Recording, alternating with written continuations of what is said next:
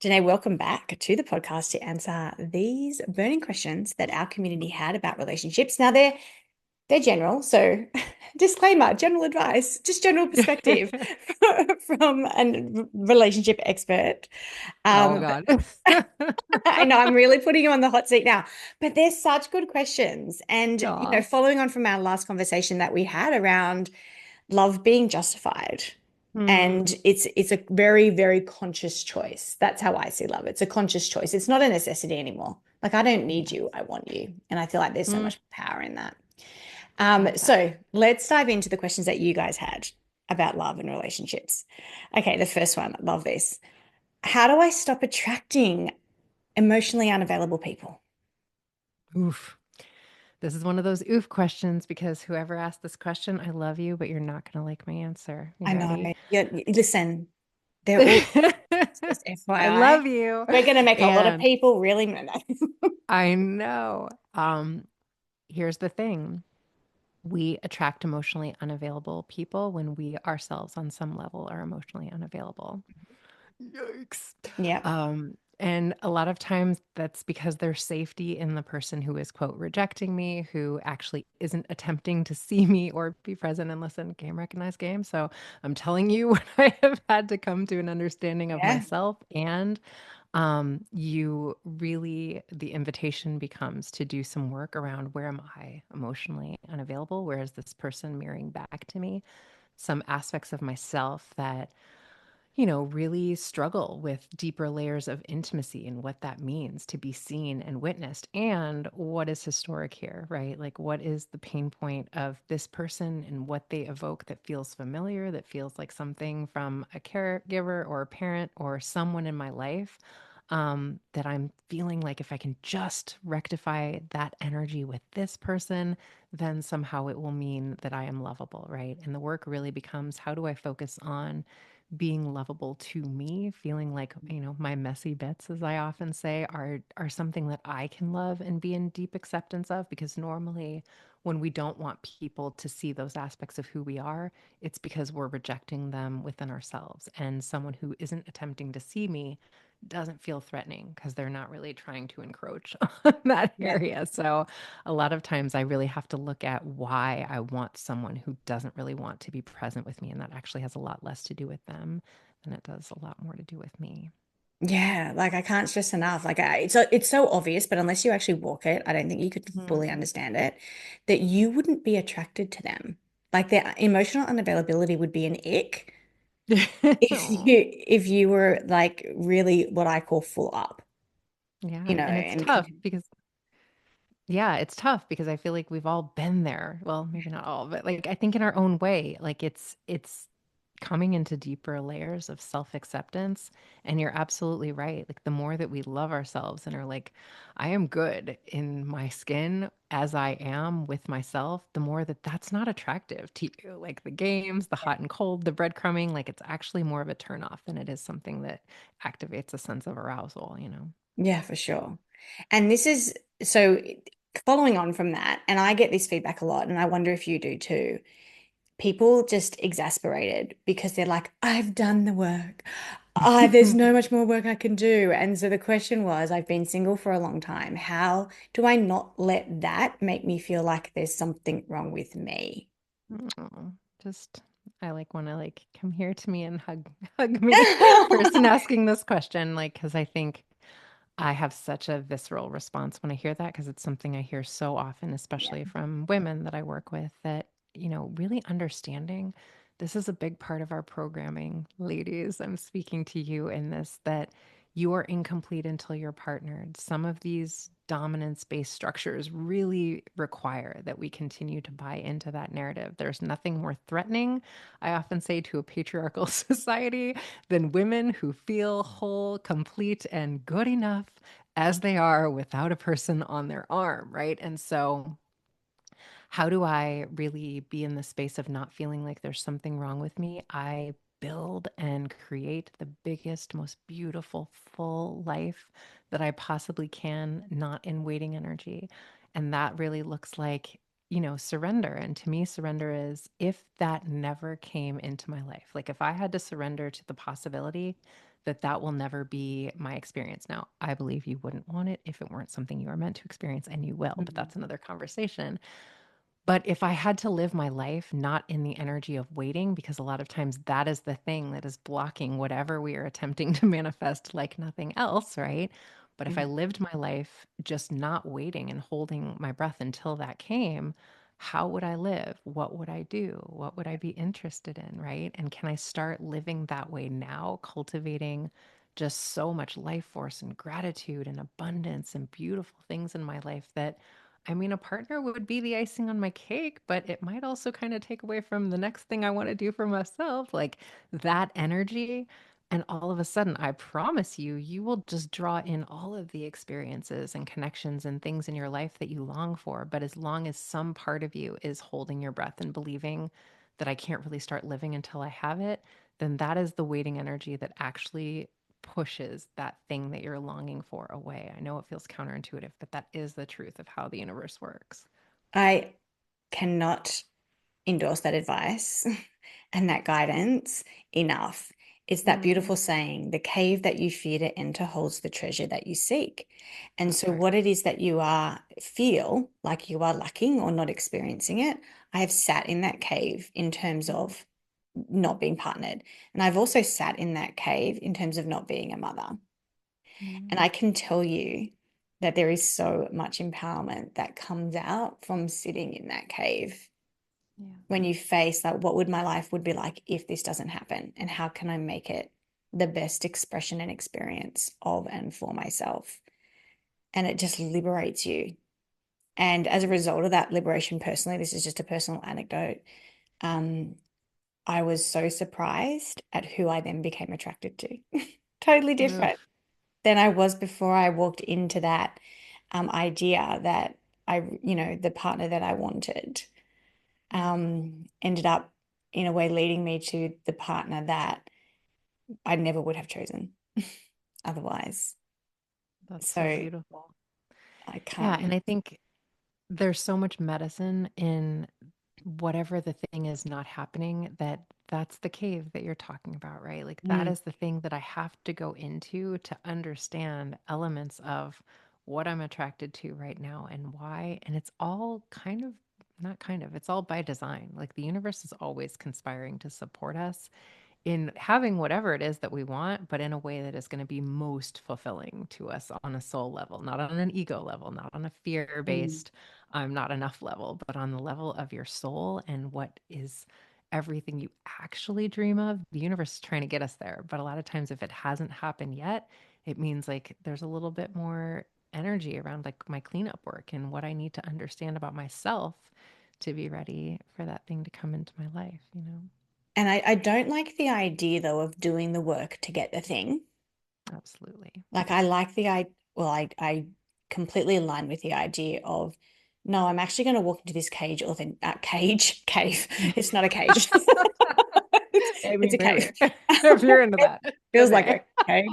But I want to walk into that authentically going, I'm going to come out because I want to come out the other side authentically not Mm, needing it. I don't want to sit in the wait anymore. I don't want to sit in the purgatory. And kind of you're right. I don't want to sit in doing the work or finding something else wrong with me that I have to fix and think if I fix that, then I can align with the right relationship for myself. I'm yeah. doing it authentically. I'm going in because I want to be happy regardless. I want to be fulfilled. I want to be whole regardless.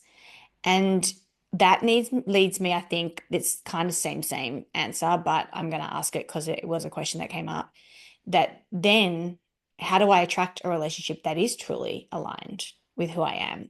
I think it's the same answer, but I want, your Yeah, and I take. love the distinction you made because I think when I say cleanup work, it's around the cleanup of the part of me that feels like I'm incomplete until this Mm. thing happens, which, when you think about it, is actually not a very loving way that I'm holding myself. It's sort of a way a lot of times that I'm rejecting where I am right now, which is rejecting the truth of, how this feels in this moment. And I think, yeah, in terms of how to attract whatever the thing is, it's like, how do I trust that everything that is meant to be in my life is never going to be like the universe is never going to forget about me. I'm not going to miss my opportunity for Mm, whatever these things are. But, you know, there's a way that our ego mind, I find, can feel entitled to certain things happening on certain timelines and the way that I feel like they should happen. And here's the thing, and this is like something I say often that is challenging to me when I like yeah. lean into this truth. And we're not actually entitled to anything. Yeah. We are worthy of a life beyond our wildest dreams, but in the way that it plays out, in the way that we feel like it should happen, or maybe what we feel like we should have, a lot of times we're thinking about those things from our limited perception of what we understand in this moment. And there's more that we need to understand about life and who we're becoming, all of these different things, right? So it's just understanding that if I keep doing the developmental work on myself and how I feel good in my skin, as you were saying, regardless, then I will align with everything I'm meant to experience and attract. But that actually has to do with me letting go of the outcome and what it's going to look like.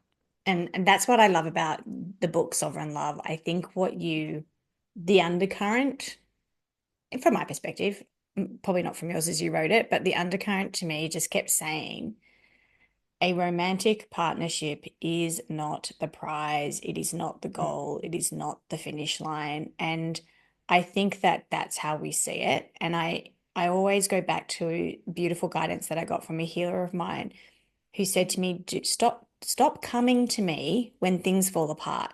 You need to come Mm-hmm. to me when things are good, because Mm-hmm. that's when you can really do the work.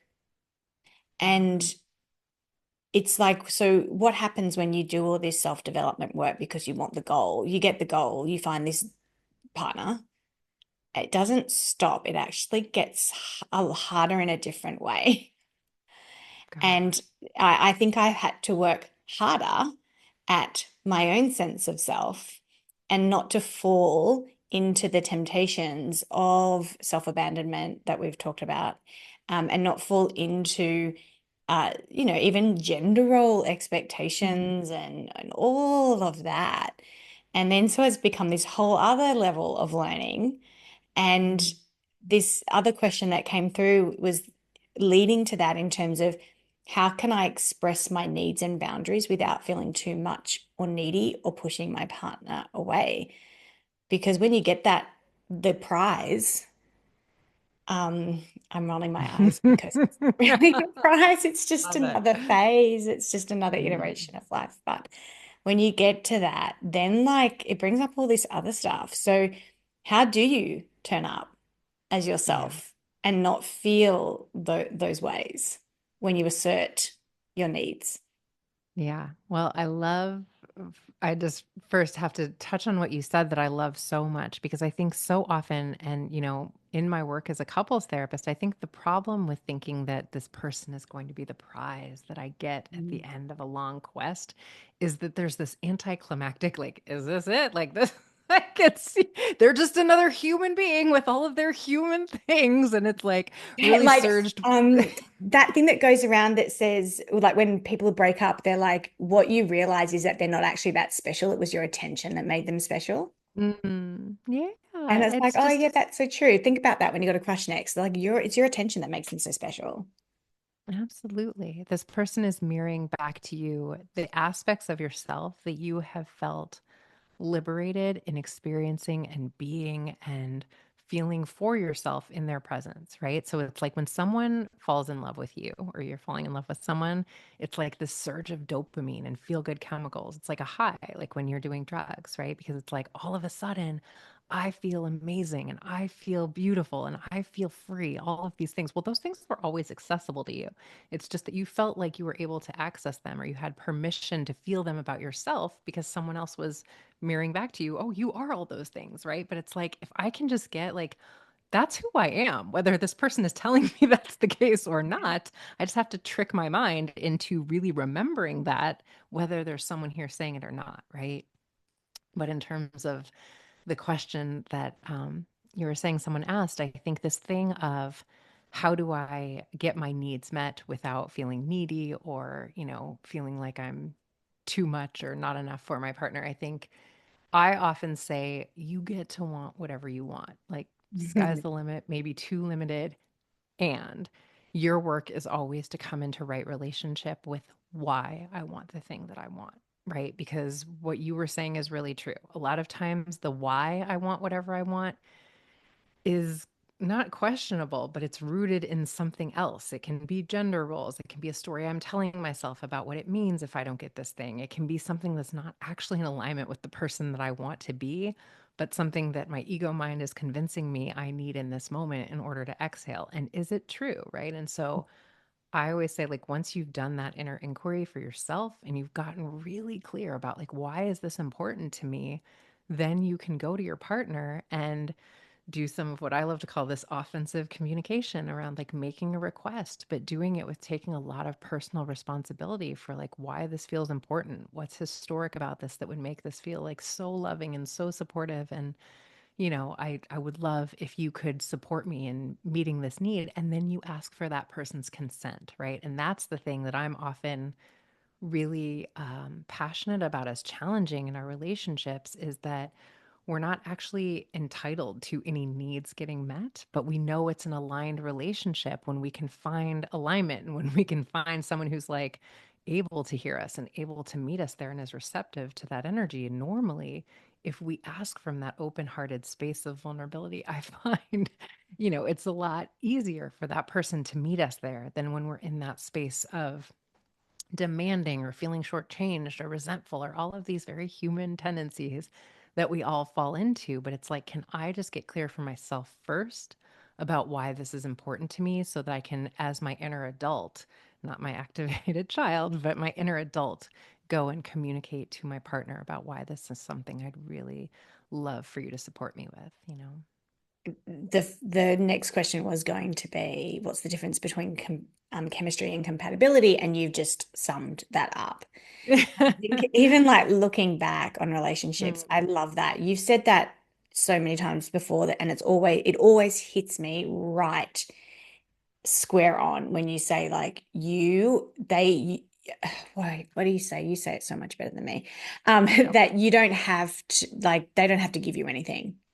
Mm, And I think that we enter into a partnership and we have so many assumptions about mm, just through that commitment at whatever level that yeah. then therefore this is what you shall do for me and this is how you shall make me feel without Mm. any communication about it, without any setting up of expectations about it.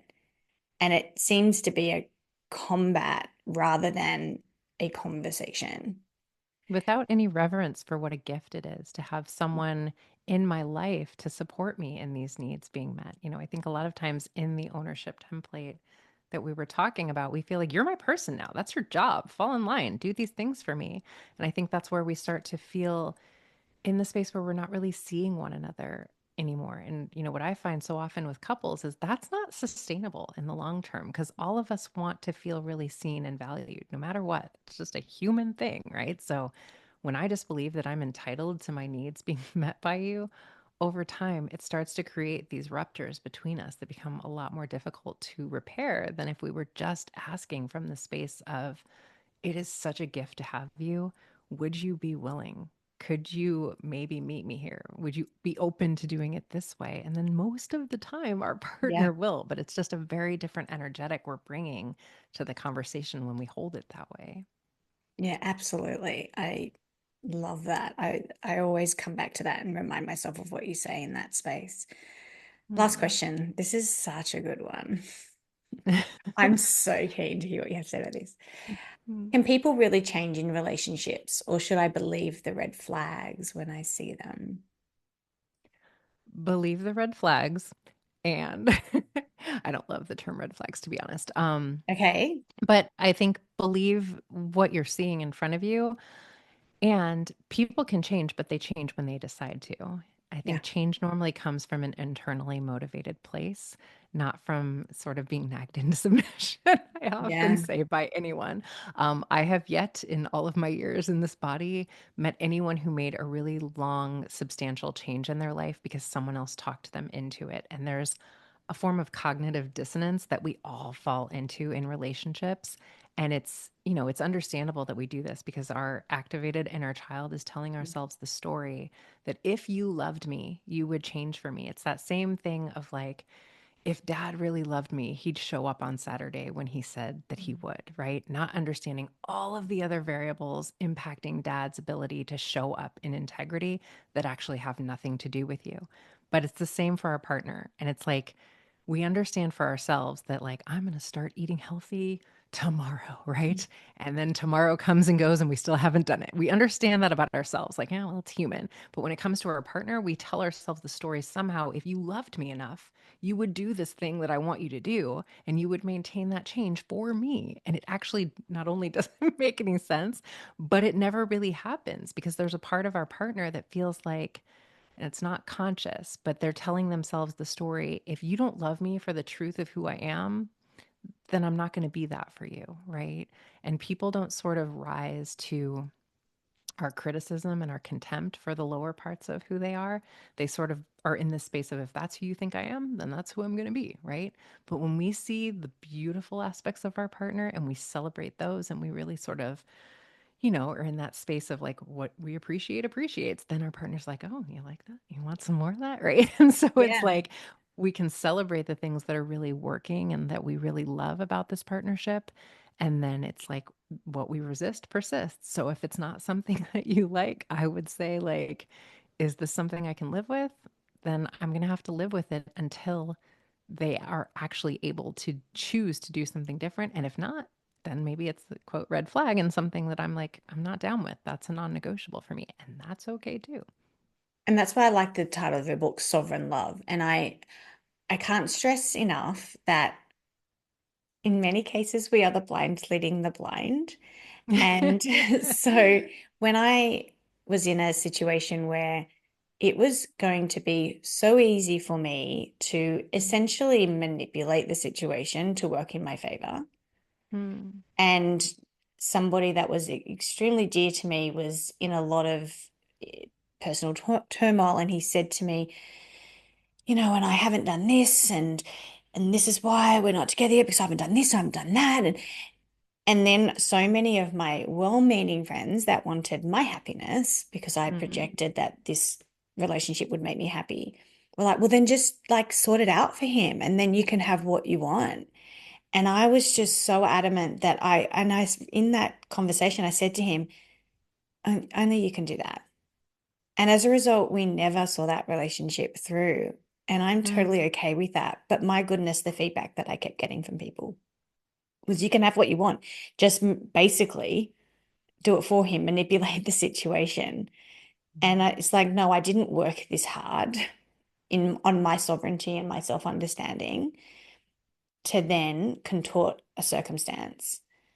And I think when I see that in others, it really triggers me personally, mm. that they're willing to contort. But I guess that's just goes to what you're saying, right? The fears and the wounding that comes up when we're faced with similar circumstances. Yeah, well, I think it's understanding, and this is the biggest thing that I've come to understand about relationships, and it's actually in that movie, The Perks of Being a Wallflower. I can't remember Oh, the writer's name, but there's this line in it, we accept the love that we think we deserve. And that mm, is like one of the truest things that I have come to understand about love, right? Like yeah. when we feel worthy of love that like inspires me and makes me want to be better than I am, then that is what we attract. But when we feel like, well, this is what it's going to be, and this is all relationships are, like that really has to do about with something I feel about myself. And that's like some worthiness wound stuff for me to go and do some cleanup work around, as you were saying, not to like land a relationship, but because I deserve to know and embody the fullest truth of who I am in this lifetime. And that's not about a relationship. That's about like, I want to be in the highest possible vibration of the experience of this life that I can. And I don't want anything that's not in alignment with that in my life. I deserve to experience and feel that. And it's sad when it's not. It's sad when you see the potential. I think, that Mm, falling in love with potential piece. But that's so mm, funny you bring up that quote from The Perks of Being a Wallflower because I think this is tongue in cheek. So don't be offended by this statement. as you listen to it. But I think that like I love the idea that you can tell a lot about how a person feels about themselves by looking at their partners and their closest friends. Mm. Because you can just see sometimes what they're willing to self-sacrifice or settle for. Well, I think that's really, I think first of all, if you take offense to that, there's some digging to do and like be Okay, so that curious wasn't about, offensive because I'm like, right? we're not going to be judgmental, but No. we can kind of judge you. Well, and it's not, I remember being in a relationship where I used to criticize my partner often. And this is something, when someone says something to you, it's one of those like record stop, like you see yourself moments. But this was a long time ago. But my cousin said to me, Danae, when you talk poorly about your partner, it actually doesn't reflect on him and it reflects on you. Because if you feel that way about him, why are you with him? And I remember being like, oh, snap. Like she Mm, just like slapped me in the face with the truth that I needed. But honestly, I often will say, like, when you look at your partner, if you are not in awe and just like so inspired and like, oh my gosh, I'm so blessed to have someone like this in my life. If you don't feel that way, set them free. And I'm not kidding even a little bit when I say that, because I believe that this is another soul's path.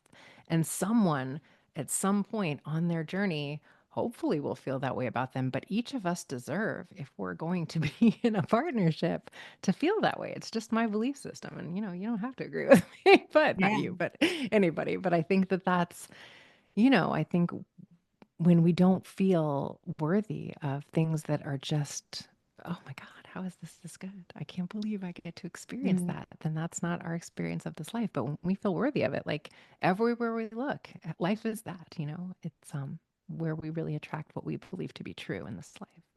I know that you're also a fan of Marianne Williamson's work, and I learnt Mm. this technique in her book Enchanted Love. So here's a little thing you might want to play with if you're single or you're looking and you're craving that part of yourself to be expressed in partnership.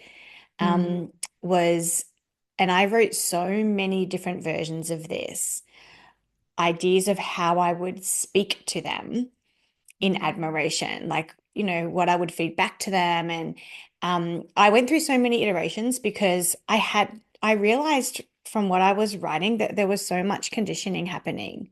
And what I was Mm. looking for was actually not something that necessarily amplified my own values, amplified my own desires. There were more things that society told me to look for in a partner.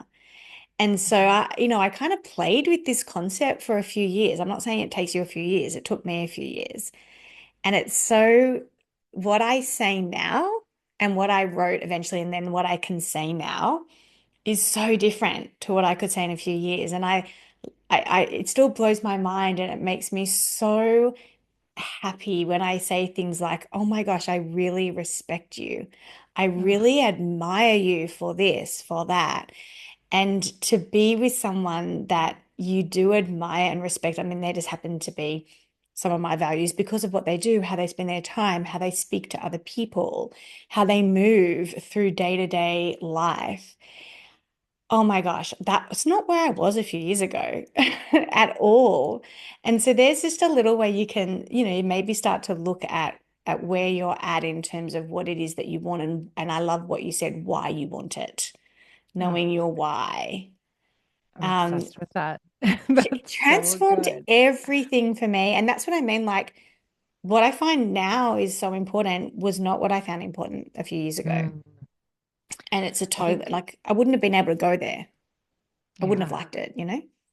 I love that. And I think there's something really powerful in with what you just said brought up is like how much we are seeing and speaking life into, like, let's say I'm someone who's attracted to men.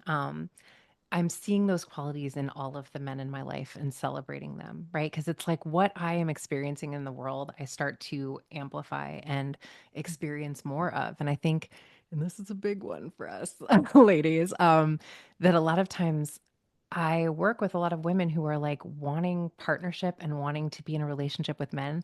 And I can hear so much underlying contempt for men Yeah. in the way they speak about men. And listen, a lot of that, like, that's a whole other conversation that is understandable, I think, a lot of times in the context of our pain points. And I think it's this thing of we don't really attract what we want. We attract what we believe to be true. And if you don't really love men, then you feel like men are challenging. And that's like, that will be your experience of the men that you connect with. And so I think there's so much beauty in, and what's the book by Marianne Williamson again? I don't know if I know that one. Enchanted Love. Enchanted Love. I'm gonna go read that now. It's Beautiful. very And just if you ever pick it up, it's quite poetic. I mean, she writes quite poetically, so you kind of have to be on the vibe of that if you're going to actually get anything out of that book. So just pre-warning. yeah, I mean, I love it. But I think there's Yeah. something so beautiful in just how am I experiencing the world through the lens of what I would want to experience in a partnership, right? And like seeing that in the world. So that becomes my experience of this life. I joke all the time about the limitations of men. Bless them. Well, And but I to your point, I think naturally I've taken that one step further and I no longer expect them to be anything that they're not. hmm, So we can say like, oh man, like they're like this, like that. Yeah, justifiably, like you said, like we can have that opinion. So I just yeah. kind of take that off the table. Like Well, it's and I not, think it's fine. I can find it somewhere else, you know? well, and that's important because I just want to clarify, there's a lot about, you know, our structures that have really conditioned us to believe that men should be more like women, and they're Yeah. not. And this is the thing that I'm like, yes, equality, but also men and women aren't the same. And I think there's a lot of ways that until I had a little boy myself, I didn't realize genuinely how much I didn't really hold a lot of reverence for men. And I remember having this moment of thinking like, I would never want my son to be with a woman that felt the way that I feel about men with him, Wow. genuinely. Yeah. And I realized I had some cleanup work to do there. And I think there's a difference between being like, men cannot multitask and do, several things at the same time. The way those are facts. Like Yeah. that's like their brains process differently. Yeah. And that's like an observation around life and reality versus men are incompetent and men are, like all of that's a very different energetic way of holding what men are than men are just different than women as they are meant to be. Like they are Yeah. not supposed to be like we are. You know what I mean?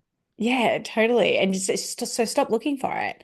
I'm not going to get the Stop same looking for it. conversation from my girlfriends on Saturday night at dinner. I'm not going to get that conversation. So I have it with them. I talk about That's the things right. with them and I just don't talk about it with him because I'm not going to get the same support or whatever that I needed from that moment.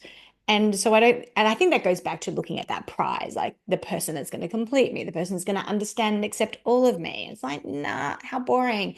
Like there needs to be that difference and that playfulness, that back and Absolutely. forth for that And that we chemistry. think I'm supposed to get everything from this one Yes. person, again, that a community used to give us. And I think there's a way that as women, we used to understand like, this is my lover. And this is like, Yeah. there's certain things that I experience with my man that I'm not going to get from him. I get from my girlfriends and I get from the rest of like my male friendship, other things, but not just this one person who's meant to be all of these things because he can't do it. Like, let me just solve the Yeah. mystery for all of us. Like, it's never going to happen with anyone, actually.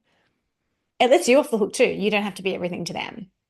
I mean, that was thank goodness. Yeah, Right? you don't have to be their mother. You don't have to be their cook. You don't have to be their advisor. You don't have to be their emotional regulator. Actually, you can just be their lover. How liberating. You Mm, can actually just be a woman. that's The it. end. And Oh, then it feels so sweet to be together because it's like, oh yes, this is this yeah. is beautiful. Yeah. Well, again, thank you for your wisdom, your groundedness, and just allowing us and to crack open our eyes to look at things a little bit differently. I think awareness is so healing, and I think it's the Mhm. majority of the work, and your work definitely does that. So as always, go to the show notes to find Dene's book, Sovereign Love, and the link to her podcast. So you can be listening to, obviously, listen to this one first, just kidding. But go to What's My 100% with Dene Logan. Find that on all your podcast channels. Um, Thank you, as always. Love, thank you so much for having me. So good to see you.